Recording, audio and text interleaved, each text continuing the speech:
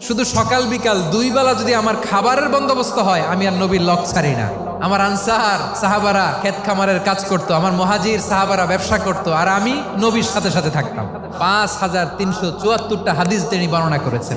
সবচেয়ে বেশি হাদিস বর্ণনাকারী সাহাবী আবু হুরায়রা রাদিয়াল্লাহু তাআলা। বিড়ালের বাবা কি করতেন? খালি হাদিস মুখস্থ করতেন। হাদিস প্রিজার্ভেশনের কাজে বিশ্বনবী ওনাকে কাজে লাগিয়েছেন। উনি একদিন বলেন, ইয়া রাসূলুল্লাহ আসমাউ মিনকা কাসীরান ফালা আহফাজু। নবী, অনেক কথা শুনি, আমার মনে থাকে না। বিষ্ণু বললেন, তাই তোমার চাদরটা বিছাও। আবু হুরায়রা বিছালেন। বিশ্বনবী হাত বুলায় দিলেন। এরপরে অনেক হাদিস বর্ণনা করলেন। আবু হুরায়রা বলে, তারপর থেকে বিশ্বনবী যাই বর্ণনা করে আমি শুনি আর একটাও বলি না। এখন সুবহানাল্লাহ। বিশ্বনবী ওনাকে নবীর এই যে লক্ষ্য হাদিস প্রিজার্ভেশনের এই দায়িত্ব দিয়েছেন সাইয়েদনা আবু হুরায়রা রাদিয়াল্লাহু তাআলা আনহুকে। আপনারা কি খেয়াল করেছেন কত বড় চৌকস ট্যালেন্ট হান্টার ছিল আমার নবী? এক একজনের এক এক ট্যালেন্ট, এক একজনকে এক এক দায়িত্ব দিয়েছেন, এক একজনের প্রতিভাকে এক একভাবে বিকশিত হওয়ার সুযোগ দিয়েছেন। আওয়াজ করে বলেন ঠিক কি না?